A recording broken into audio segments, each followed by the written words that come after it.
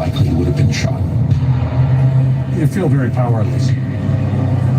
When we got to the immigration desk, there was no one there.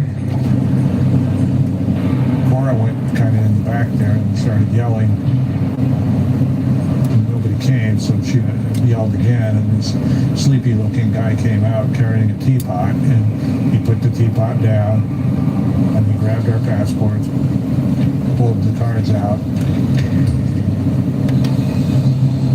handed them back to us. Didn't even look at us at all at any point in this process. And we thanked him, and then we headed off to the departure lounge. All 6 escapees make it through the critical stage. The official hardly looks at the yellow forms that Mendes has forged.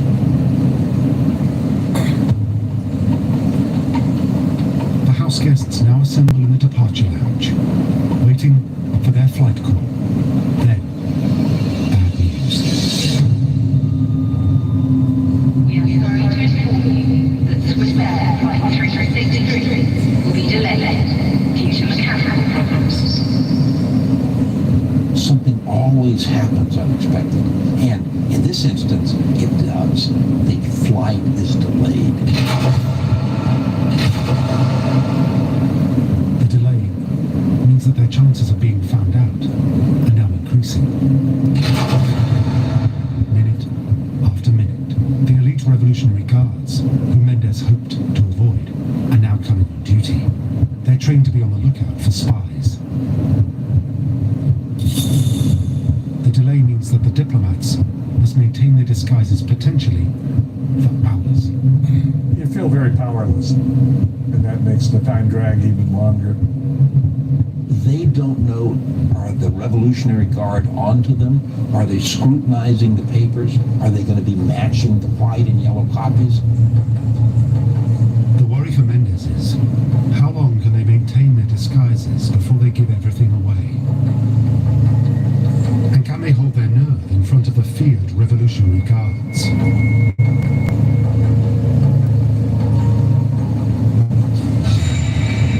The longer we were there, the greater the chance of somebody recognizing any one of us.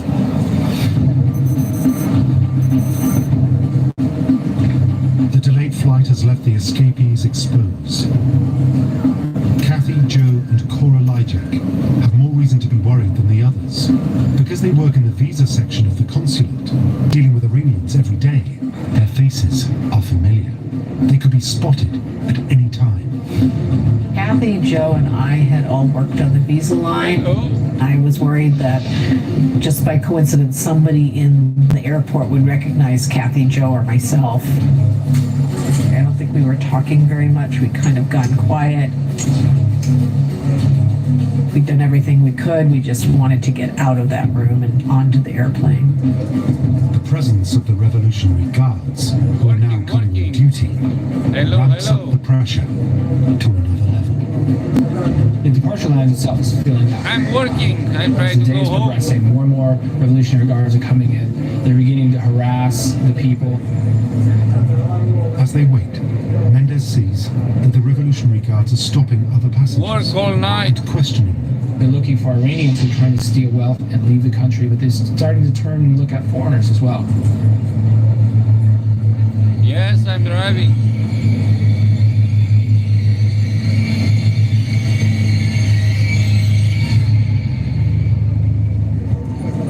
After years of carrying out undercover exfiltrations, Mendes knows that it's in these unexpected moments that the escapees are most likely to panic. They have already begun to make their first mistakes. Yes, I'm okay. For You? Mendes, this is nerve-wracking. One of the people in the group really didn't want to leave. He felt we were abandoning the hostages. He never really got into the story and the role. In fact, when we went to the waiting room, he called me by my real name, Cora. Mark and I moved away from that person and decided to kind of keep a distance from them. Another mistake is when a nervous house guest picks up an Iranian newspaper written in the local language of Farsi. would be highly unlikely for a Hollywood filmmaker to be doing this. Exactly the kind of giveaway a trained Revolutionary Guard would be looking for. Tony went over to him and said, put the paper down. You should probably not be a Farsi speaker or be able to read it. And he did. He put it down. Cannot afford a third mistake. Happy New Just Year. one glance by a Revolutionary Guard at the wrong moment, and they all go down. During the delay, Tony could do essentially one thing to assuage the fears of the six, and that's be calm. Those last 30 minutes in the waiting area seemed to drag on forever. Every minute passing very, very slowly. When they glanced over at him, they couldn't see panic, they couldn't see fear, only the normal countenance, the rock, the steadiness. If you could take your blood pressure at each different point along the line, it'd probably be pretty high. This was kind of a draining experience going through the airport, and I just wanted to be on the aircraft at that stage. That was it. Finally, at around 8:30 a.m., there's a second announcement. Passengers for Swiss Air Flight 363 please approach the boarding gate. Finally, they hear the announcement. Swiss Air flight is boarding. We really felt good actually getting on the bus to the plane. That was beginning to feel that, well, maybe it was really going to work, it's really going to happen. As they leave, there is no dramatic police chase along the runway. Flight 363 takes off without further incident. I try to go home. A few hours later, it lands in Zurich, Switzerland. I wanted to say thank you and goodbye to Tony, but when I turned around, he was gone. I'm not even sure we had a chance to shake hands with Tony and Julio. They went off, and for them it was just another day at the office, I guess. But obviously for us, it was a life-changing experience. Tony knows they're going on with their lives, but he knows that this is just one of many operations, and his primary objective at that point is drift off into the shadows.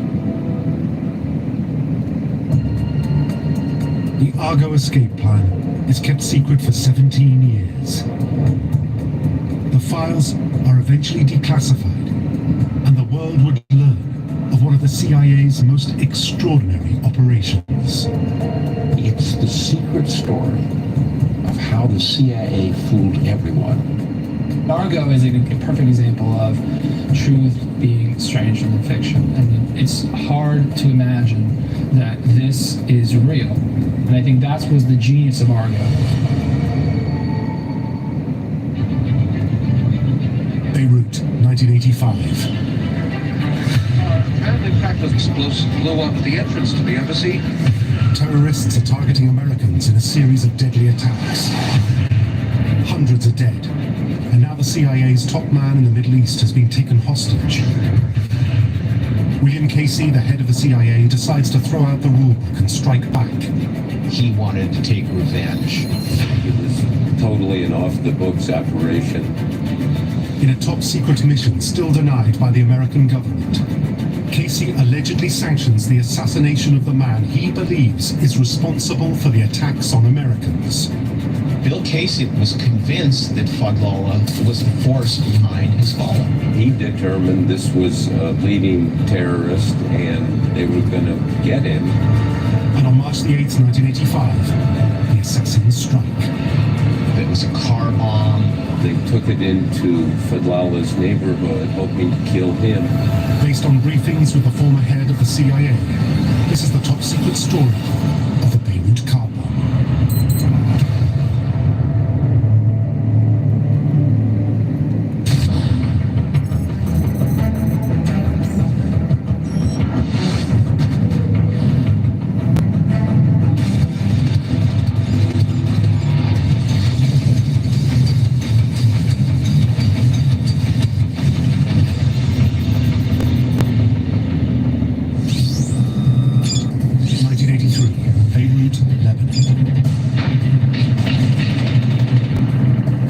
this tiny Middle Eastern country is being devastated by years of conflict.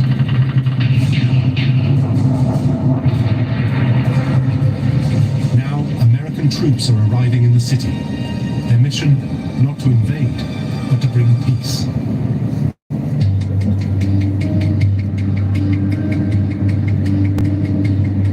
Also in the city is a substantial CIA presence. Operating out of the US Embassy, the agents are there to counter a growing problem in Beirut: terrorism. A top-secret meeting has been called to discuss the threat. Chairing the meeting will be the CIA's top Middle East analyst, Robert Ames. He is a man who was considered to be a key analyst of terrorist organizations and Middle East politics. Bob Ames was probably the most knowledgeable person in the Middle East. Ames had previously infiltrated the PLO and has been brought into Beirut secretly to advise on the terrorist threat.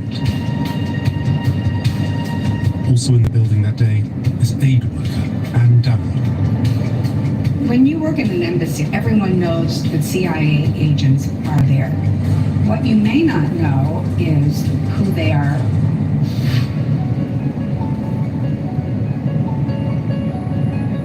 As the classified CIA meeting is gathering, a white van is winding through the Beirut streets to the embassy. Very few people saw what was coming. It was the calm before the storm. The funny thing about living in Beirut when I was there, I never dreamt that I would be targeted. He didn't look like a threat. He kind of took everybody off guard. The driver manages to enter the embassy compound's basement garage.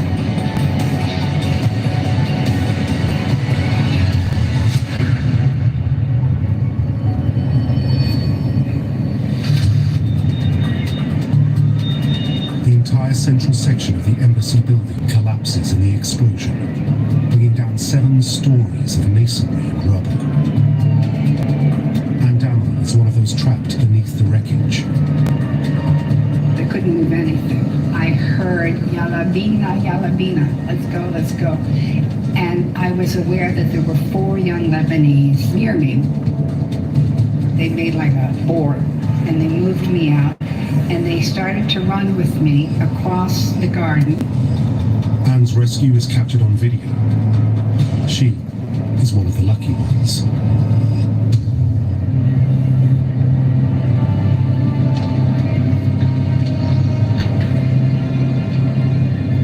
People are wounded in the attack. 63 are killed, 17 of them American.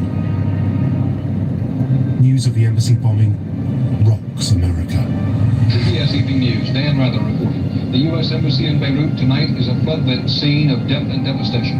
Much of the 7-story building is rubble, and in that rubble, possibly more victims of a massive terrorist car bomb. The Pentagon says 1 U.S. Marine and 2 U.S. Army soldiers. I'm a young Marine then, and I watched this on the news, and my thoughts were, Hello. I'm on my way over there.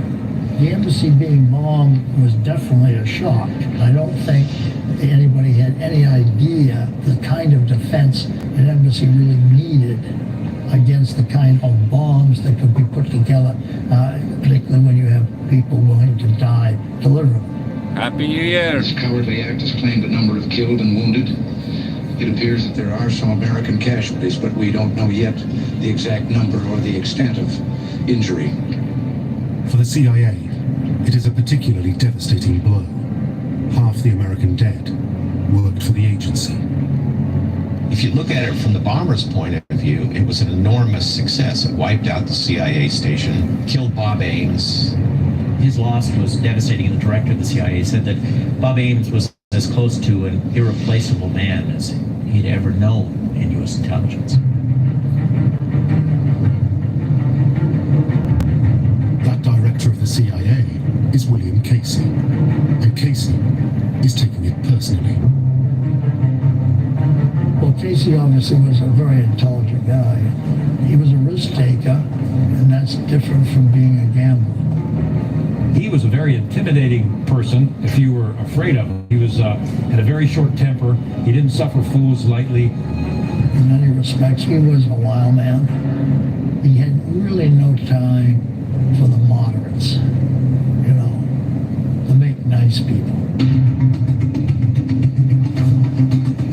Casey directs every CIA resource available to hunt down those responsible for the attack on the US Embassy. Under CIA Director Casey, the CIA is probably more sophisticated than it ever had been in its history.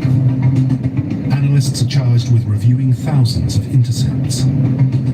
Agents are ordered to go to their informants, and dozens of emergency meetings are called for senior CIA officials. But before Casey can get the enemy in his sights, they strike again.